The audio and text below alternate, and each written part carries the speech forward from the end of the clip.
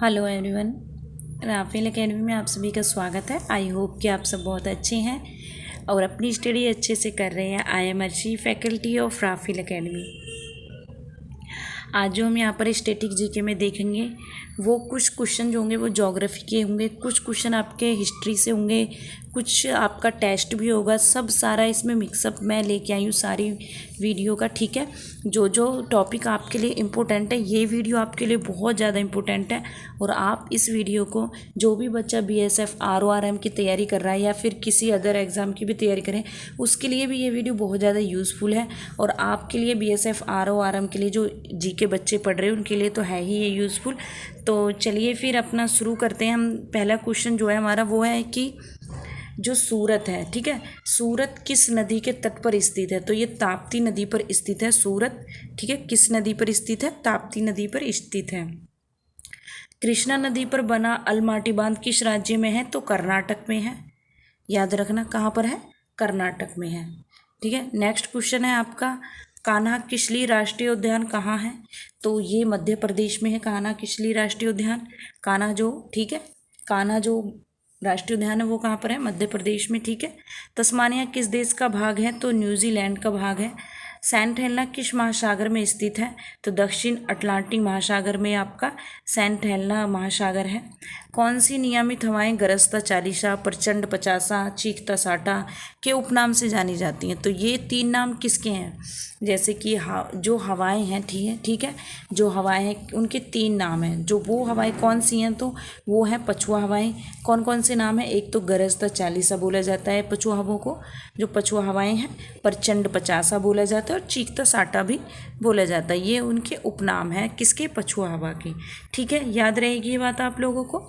Next देखते हैं, Europe महाद्वीप की सबसे लंबी नदी कौन सी है? तो वोल्गा नदी क्या है? यूरोप महाद्वीप की सबसे लंबी नदी है। नेक्स्ट क्वेश्चन है कि जमशेदपुर किस नदी के तट पर स्थित है? तो ये है आपका स्वर्ण रेखा नदी के तट पर स्थित है, ठीक है। नेक्स्ट है, भारत का कॉपर प्लांट कहाँ स्थित है? तो मलाज खंड पर स्थित है आपका। किस राष्ट्रीय राजमार्ग नेशनल हाईवे की लंबाई सर्वाधिक है? तो NH7, ठीक है। NH7 कहाँ से कहाँ तक? वाराणसी से लेके कन्याकुमारी तक। इसकी हाईवे की लंबाई क्या है? राष्ट्रीय राजमार्ग की लंबाई सबसे अधिक है। नेक्स्ट है, गीज़ा का ग्रेट स्फिंक्स किस देश में स्थित है? तो मिस्र में स्थित है। विश्व में किस खाड़ी की तटरेखा सबसे अधिक लंबी है? तो जो हडसन की खाड़ी है, हडसन की जो खाड़ी है उसकी जो खाड़ी की तटरेखा है वो सबसे अधिक है। हॉलैंड में समुद्र से मुक्त किए गए भूखंड को किस नाम से जाना जाता है? तो पोल्डर, ठीक है, पोल्डर नाम से क्या है? जाना जाता है। हुन किस देश की नई राजधानी का नाम है? हुन किस देश की नई राजधानी का नाम है? तो लीबिया। कौन सी? लीबिया। तो याद रहेगा आपको लीबिया। ये क्वेश्चन, ये ऐसे क्वेश्चन है कि इनके क्या है, आपके बनने के चांस ज़्यादा हैं ज्योग्राफी में। भूमध्य सागर की कुंजी किसे कहा जाता है? तो जिब्राल्टर जो जल संधि है उसे बोला जाता है, ठीक है, भूमध्य सागर की कुंजी। कोटेश्वर बांध का निर्माण किस नदी पर किया जा रहा है? भागीरथी नदी पर किया जा रहा है आपका कोटेश्वर बांध का निर्माण, भागीरथी नदी पर। मॉन्ट्रियल किस नदी के तट पर स्थित है? तो सेंट लॉरेंस नदी के तट पर स्थित है। भाखड़ा नागल बांध किन राज्यों की संयुक्त परियोजना है? ठीक है, याद रखना, भाखड़ा जो नागल परियोजना है वो किन नदियों की संयुक्त परियोजना है? किन राज्यों की, ठीक है, किन राज्यों की संयुक्त परियोजना है? तो 3 स्टेट है। कौन कौन से हैं? पंजाब है, हरियाणा है और राजस्थान है, ठीक है। तीनों की संयुक्त परियोजना है। मॉरिशस की राजधानी क्या है? तो पोर्ट लुइस क्या है आपकी मॉरिशस की राजधानी है। आइसोहेलाइन रेखाएं मानचित्र पर क्या प्रदर्शित करती हैं? तो महासागरों व सागरों की लवणता को क्या है, ये प्रदर्शित करती हैं। कौन सा देश तड़ित गर्जन, ठीक है, कहलाता है? लैंड थंडर बोल्ट कहलाता है, तो वो है आपका भूटान, ठीक है। स्लेट किस प्रकार की चट्टान है? तो रूपांतरित, क्या है? रूपांतरित प्रकार की चट्टान है। औद्योगिक क्षेत्र नैन्सी किस देश में है? तो फ्रांस में है। सूर्य के चारों ओर पृथ्वी के परिभ्रमण की चाल, स्पीड ऑफ रेवोल्यूशन कितना होता है? ठीक है, तो अधिकतम होती है। कब होती है अधिकतम? जब पृथ्वी क्या है, जब पृथ्वी सूर्य के निकटतम होती है तब होती है। ये आपके ये टेस्ट है, ठीक है। ये आपका क्या है? ये आपका टेस्ट है भाई। ये आपका जो टेस्ट है वो भी आपका ज्योग्राफी का है, तो कुछ यहाँ पर आपको बहुत ज़्यादा महत्वपूर्ण जानकारी मिलेंगी। तो विश्व की सबसे व्यस्त व्यापारिक नदी कौन सी है? तो राइन नदी है। सदाबहार वन पाए जाते हैं तो विषुवतीय क्षेत्र में पाए जाते हैं सदाबहार वन। नेक्स्ट है, निम्न में से किसे भूमध्य सागर की कुंजी कहा जाता है? जिब्राल्टर जलसंधि, मैंने आपको ऊपर भी बताया था। हजार झीलों की भूमि के नाम से कौन प्रसिद्ध है? जिसे बोला जाता है, क्या बोला जाता है? हजार झीलें। ठीक है, हजार झीलें। हजार झीलों के नाम, भूमि के नाम से कौन प्रसिद्ध है? तो फिनलैंड क्या है आपकी? हजार झीलों की भूमि के नाम से प्रसिद्ध है। पहले मैं सोच भी, बहुत ऐसे देश हैं जो किसी न किसी नाम से प्रसिद्ध हैं। पहले मैंने सोचा भी कि आपको मैं वो सारे लेके आऊँ, फिर लेकिन इतना कोई उनसे इम्पोर्टेंट बनता नहीं है, यही आपके लिए काफ़ी है। ठीक है, श्वेत पेरिल गणतंत्र के नाम से भी कौन सा देश जाना जाता है? तो बेलारूस जाना जाता है। मलेशिया की सिलिकॉन घाटी किसे कही जाती है? तो पेनांग को कहा जाता है। ब्रॉडवे के नाम से कौन सा नगर जाना जाता है? किस नाम से? ब्रॉडवे। ठीक है भाई, ब्रॉडवे के नाम से न्यूयॉर्क को जाना जाता है, याद रखना ये बात। नेक्स्ट है, क्वेकर सिटी के उपनाम से कौन सा नगर जाना जाता है? तो फिलाडेल्फिया आपके क्वेकर सिटी के उपनाम से जाना जाता है। क्वेकर सिटी के नाम से क्या जाना जाता है? फिलाडेल्फिया जाना जाता है। किस देश का प्राचीन नाम पार्शिया है? तो जो प्राचीन नाम था आपका, तो पार्शिया क्या था? ईरान का। पार्शिया जो है ईरान का क्या है भाई? प्राचीन नाम है पार्शिया। ठीक है, जाम्बिया का प्राचीन नाम क्या है? जाम्बिया का भी प्राचीन नाम है रोडेशिया, उत्तरी रोडेशिया। ठीक है, नेक्स्ट जो क्वेश्चन है, नेक्स्ट है, सेकेंड न्यू फाउंडलैंड के नाम से कौन सा देश प्रसिद्ध है?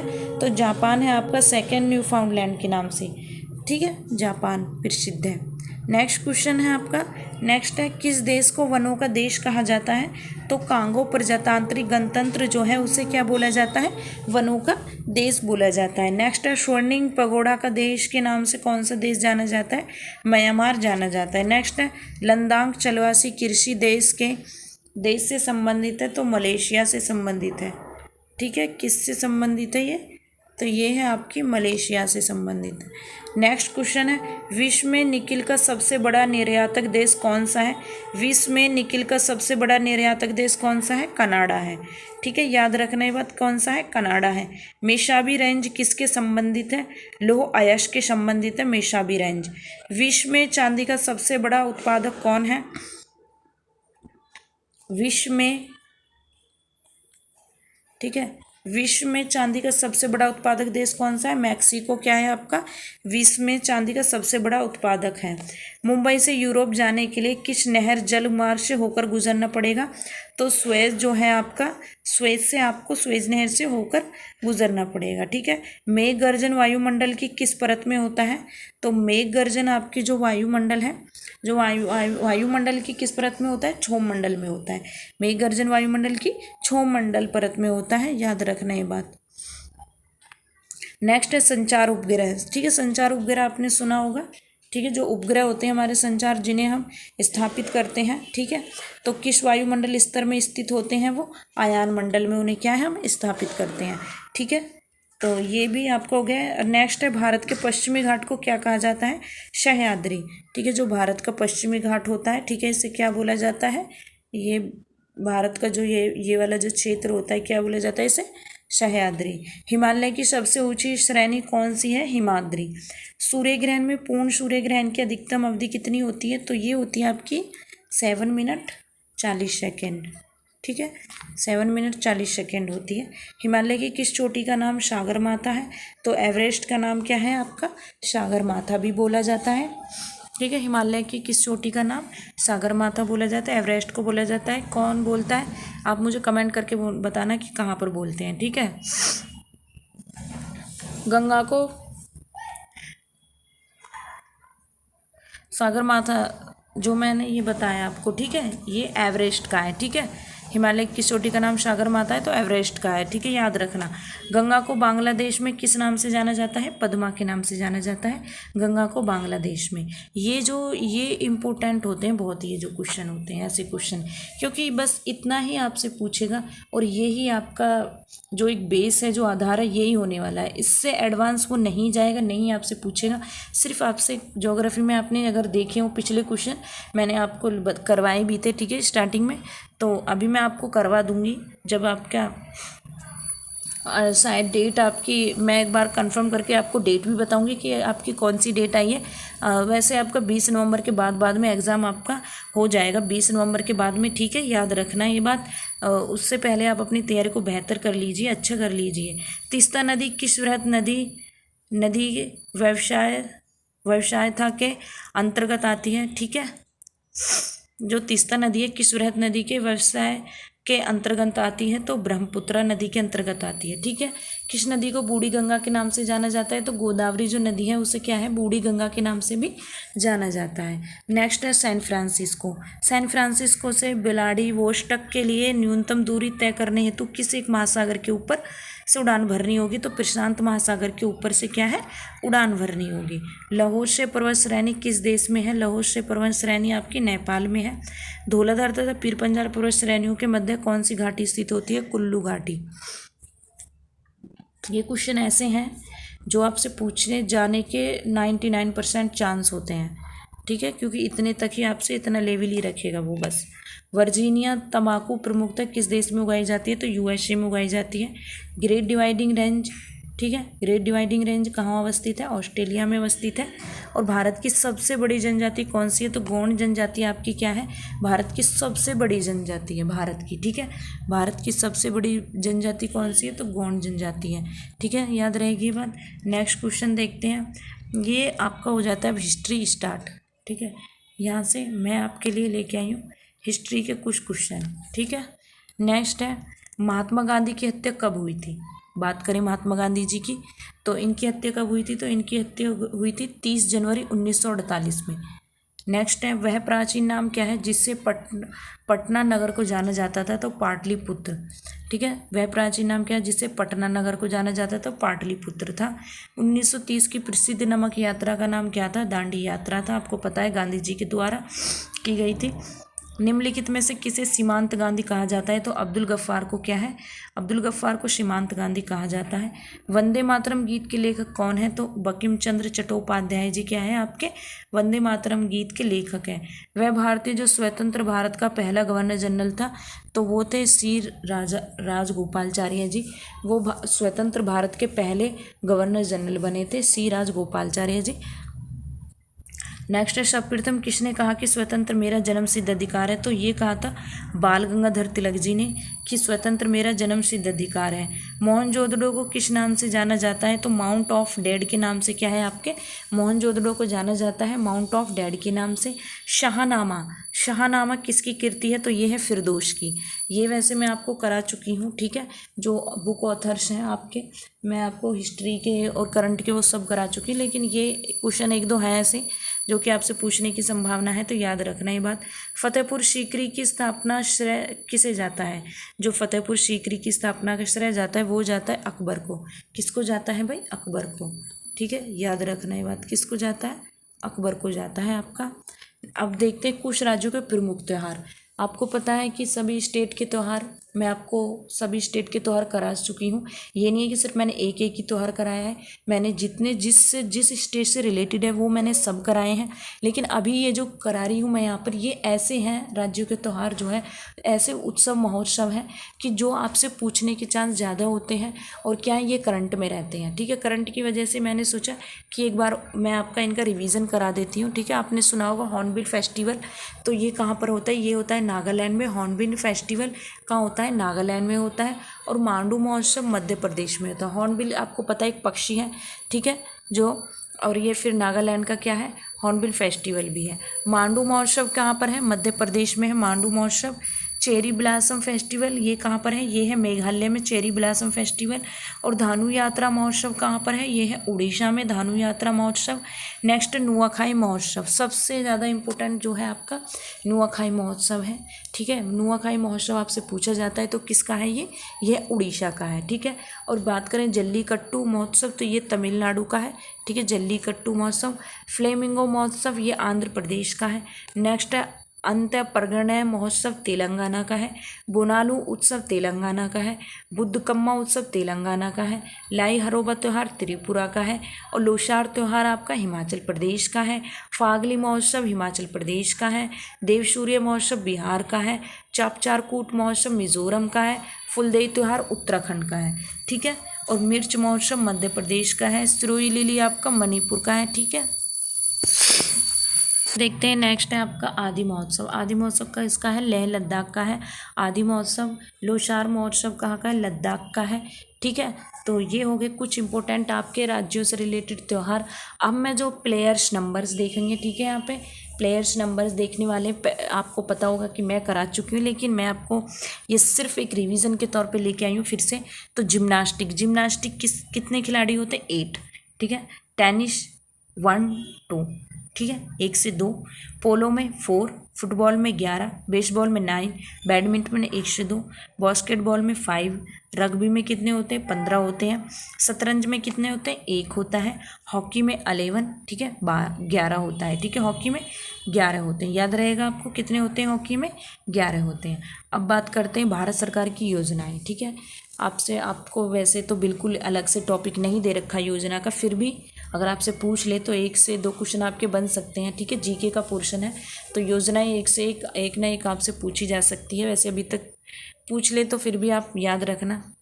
नीति आयोग, ठीक है। तो नीति आयोग कब आया था? आपका आया था 1 जनवरी 2015 में, ठीक है। उससे पहले क्या था? उससे पहले था योजना आयोग, ठीक है। फिर लेकिन मोदी जी आए, योजना आयोग की जगह क्या कर दिया? नीति आयोग कर दिया, ठीक है। हृदय योजना 21 जनवरी 2015 में।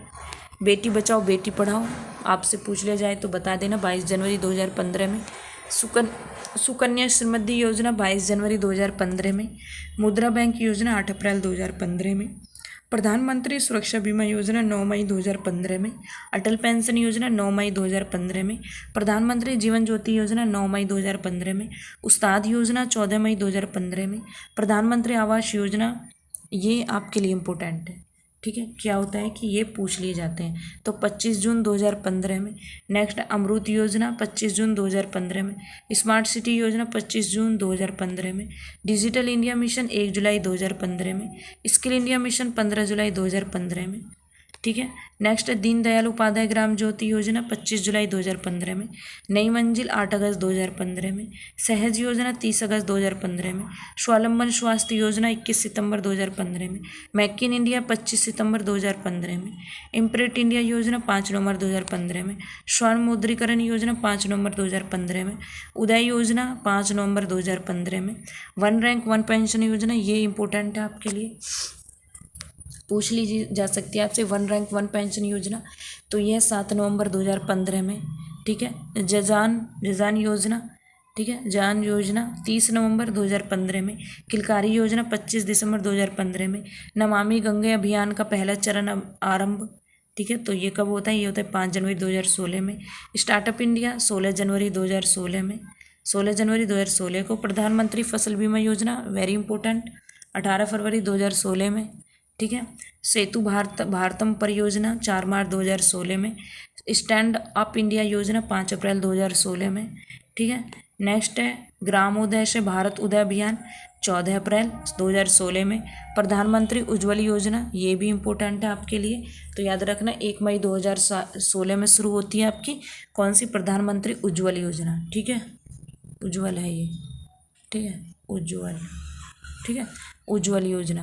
नेक्स्ट है प्रधानमंत्री कृषि सिंचाई योजना, तो 31 मई 2016 में। राष्ट्रीय आपदा प्रबंधन योजना 1 जून 2016 में।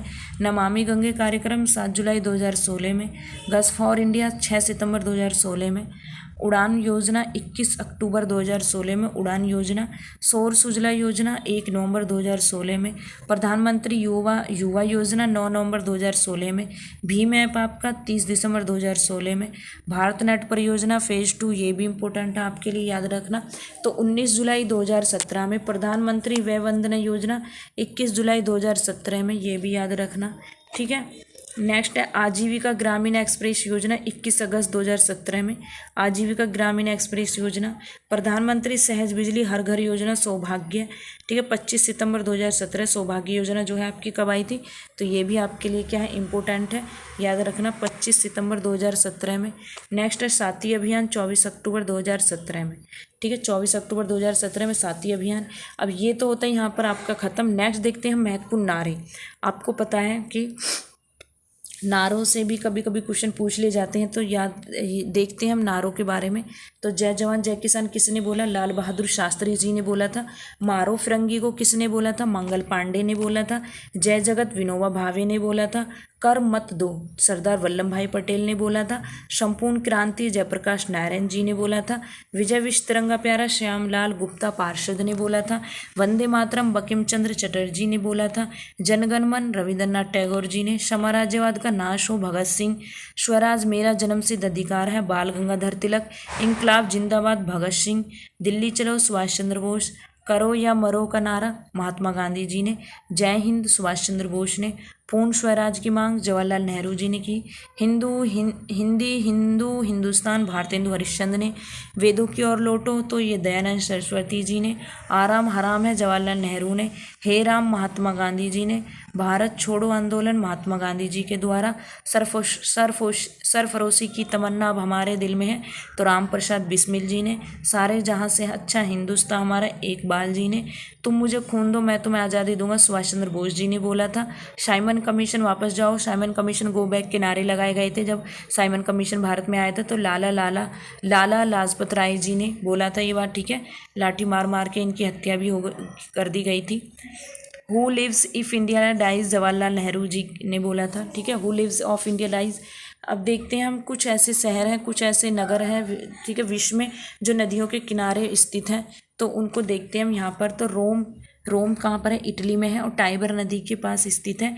मास्को आपका रूस में है, मसोकावा नदी के तट पर स्थित है। लंदन ब्रिटेन में टेम्स नदी पर स्थित है। लाहौर पाकिस्तान में रावी नदी पर स्थित है। कराची पाकिस्तान सिंधु नदी पर स्थित है। काहिरा मिस्र नील नदी पर स्थित है। पेरिस फ्रांस सीन नदी पर स्थित है। ब्यूनस आयर्स अर्जेंटीना ला प्लाटा नदी पर स्थित है। और वियना ऑस्ट्रेलिया डैन्यूब नदी पर स्थित है। काबुल अफगानिस्तान काबुल नदी पर स्थित है।